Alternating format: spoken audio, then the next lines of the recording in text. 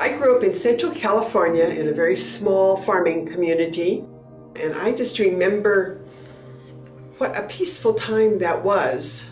It was just almost an idyllic childhood of being able to go wherever you wanted. You know, Mom wanted us home when we needed to be home, but we would play with the calves in the pasture. We would play along the sloughs. We would have picnics in the summertime along the sloughs, go out, catch frogs, play in the water. So it was, like I say, a really idyllic childhood. We did a lot of things as a family. I remember camping up on Wolf Creek Pass. I remember flying to Tucson when I was probably 12. The winters in Alamosa are long and cold and deep. So one February, Dad packed us all in the airplane and flew to Tucson. We went swimming, and coming back, he dropped down and flew up the Grand Canyon, and that's a prominent memory. We did a lot of traveling around the area like that. I was the oldest of four.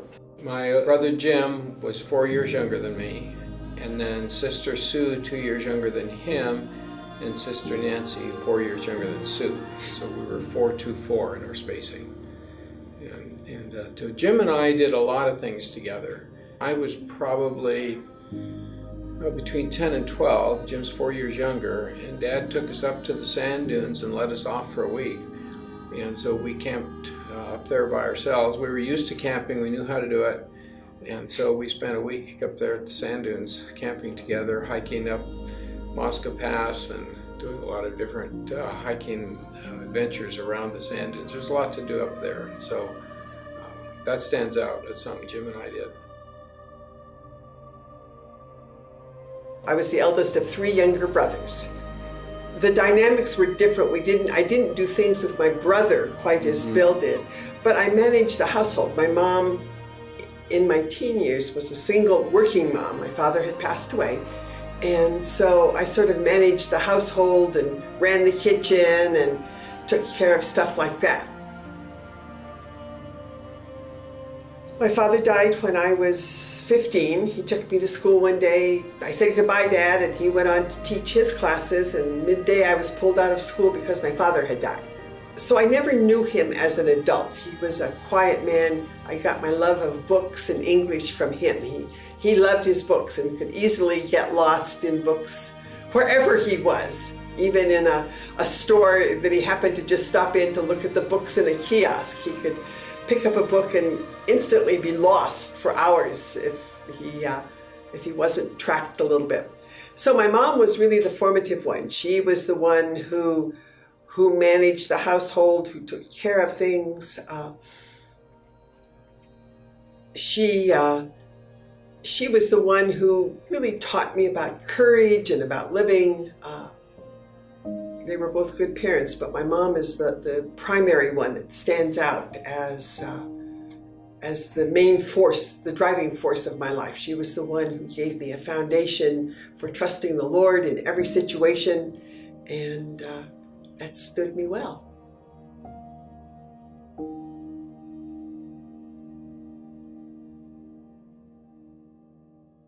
I had at least 3 job offers that summer. One was to work at Isle Royale in Maine at their national park, and one was to work at Los Angeles International Airport. And then I got a job offer from the folks at Kings Canyon. Well, it was one company that ran the concessions for both Sequoia and Kings Canyon. And originally I was supposed to go to work at Giant Forest, which was over in Sequoia National Park. But once I got up there, they assigned me to work at Grants Grove and Kings Canyon. They had just opened a service station there. And the reason I tell that was to show how God's hand was on our meeting, because I could have ended up working a number of different places and we never would have met. And so I worked in the service station at Grants Grove. My first encounter with Mary Lee was in the employees' cafeteria. And I thought she was really cute. Then she came in one day with a flat tire from her Corvair. Mary Lee was in the habit of taking this Corvair up the logging roads back into the backcountry there in the Sierras, and the floor pan on this Corvair, we just had bumps and bangs all over the place in it. And she had ended up having a flat tire, had changed it herself up on the side of a hill, and I was so impressed. I sold the tire at cost to her. Then the service station was going to have a hayride, and so I invited Mary Lee to go with me on the hayride in our first date.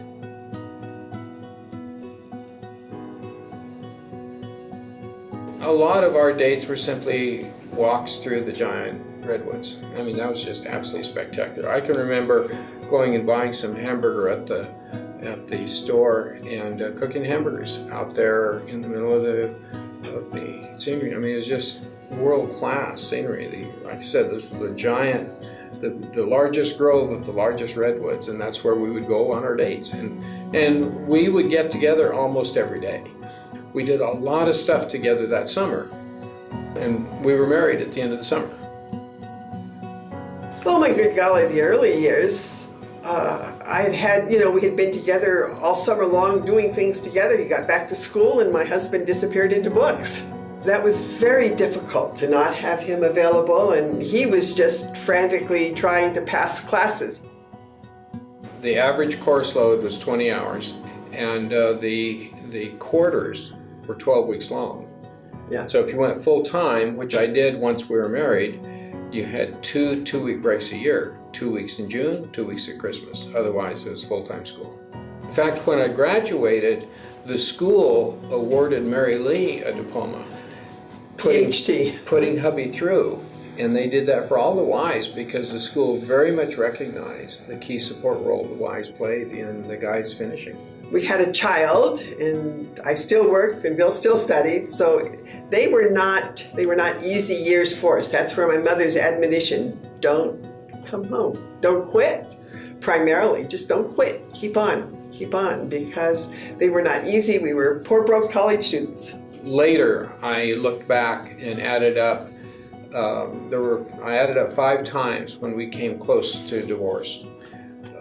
And 3 or 4 of those were during the school years. When we moved to Seattle, there were 120,000 employees working for Boeing. And then Boeing lost several major contracts. And when we left Seattle in '71, there were 40,000 employees working for Boeing. 2 out of every 3 employees had lost their jobs. And every job at Boeing created 2.8 jobs in the community. So it's a huge depression that hit Seattle. It was a major depression. And once again, we were back in a poverty situation. Mary Lee couldn't get a job at McDonald's because there were PhDs working at McDonald's. And we had a child, so by then, when we were up in Seattle. So I didn't have technical skills. There were people who desperately needed jobs. We look back and say, boy, it would have been great to have money then. We would have bought lakefront property at a song as everybody's leaving, but we were just poor broke with everybody else. Yeah. So those were challenging years where I guess you say they're character building, so maybe that's why we're characters now. We have 3 children. We have Michael and Stephen, and Susanna is our only daughter and our youngest. Mike and Jennifer have 3 boys. Susanna and her husband Mike have a boy and a girl, and Stephen and Trixie are childless, and but they have a cat. So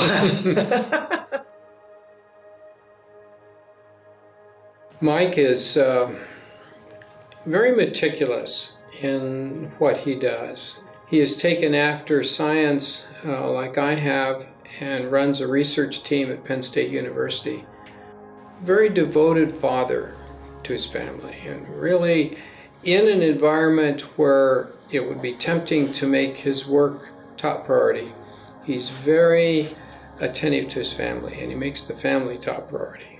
That's been a real lesson for both of us to see how well he cares for his family. That's amazing to see.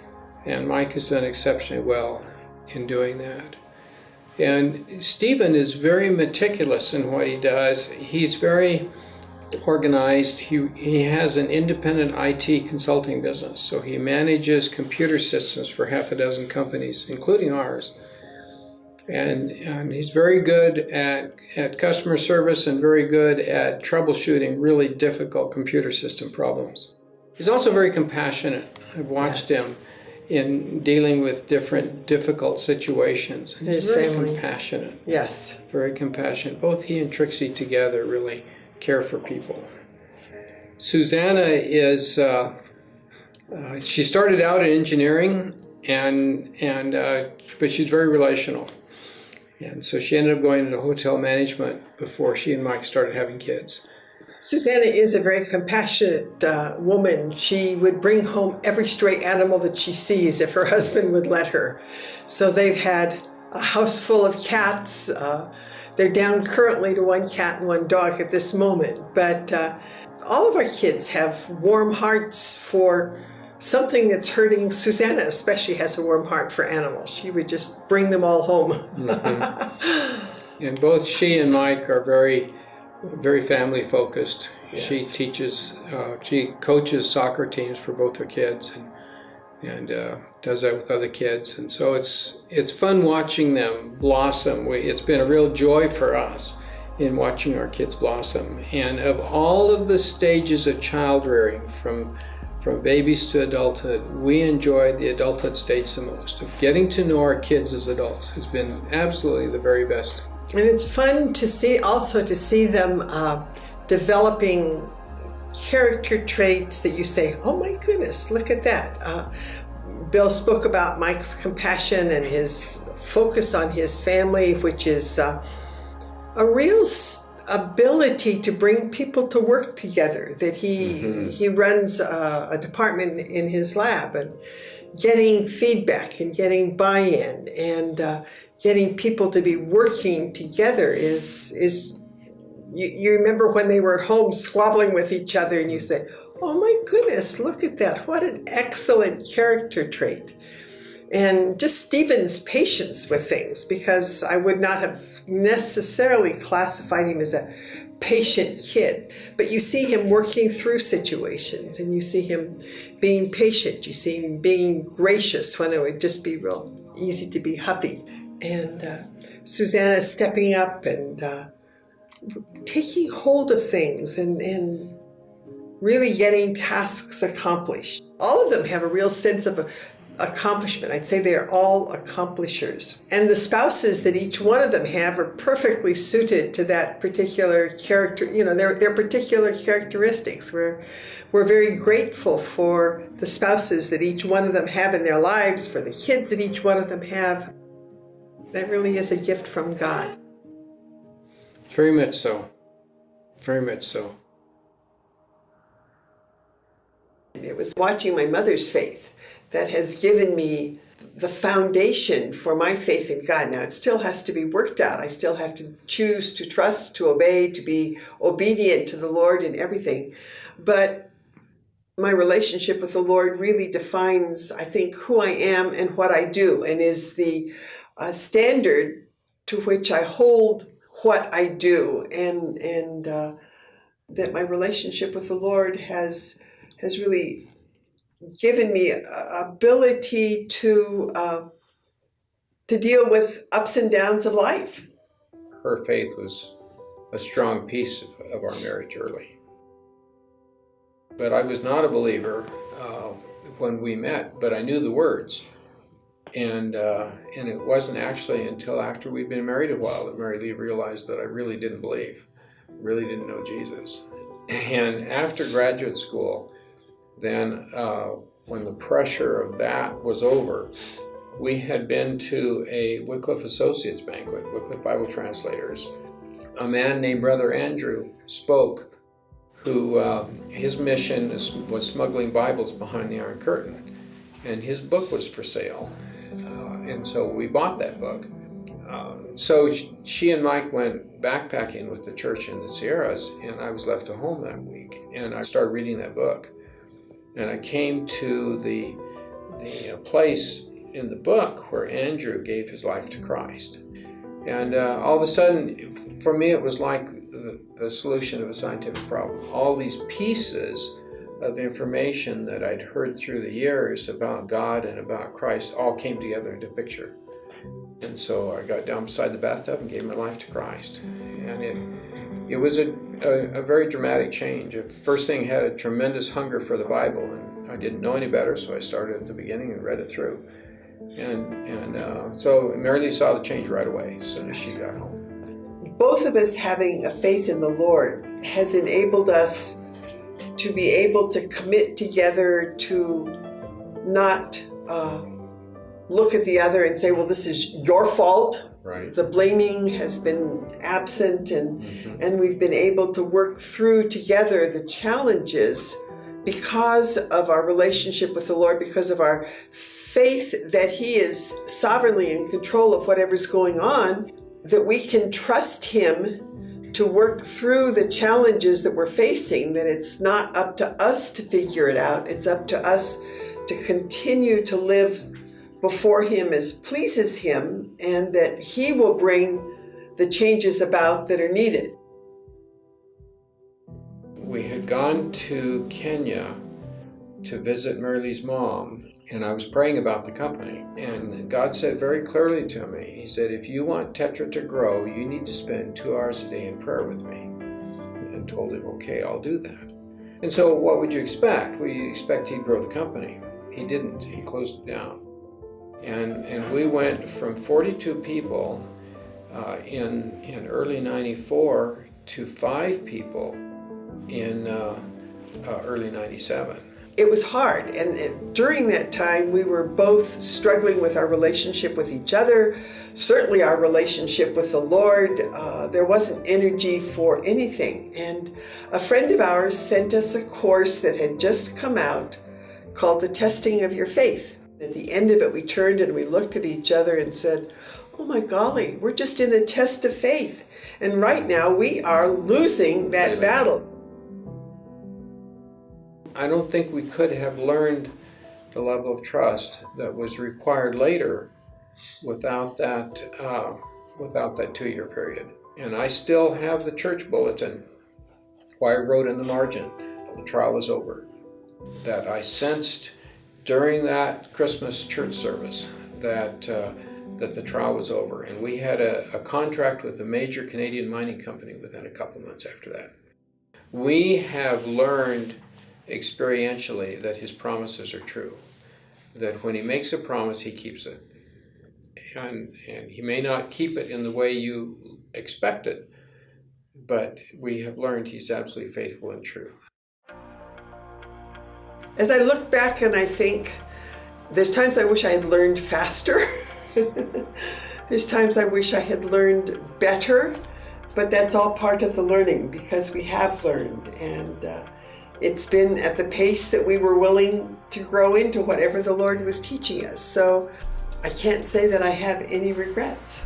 Probably the biggest for me is that there were too many times that I put too much time and effort into the business, and should have put more time into the family, especially in the early years. Once we went through that rebuilding of the business in the mid-90s, then that God pretty well dealt with that problem. It was really a matter of obedience and coming to believe that my putting extra work in isn't really going to make the difference. And in fact, at one point he told me, you need to go home at 5:30 no later than 6.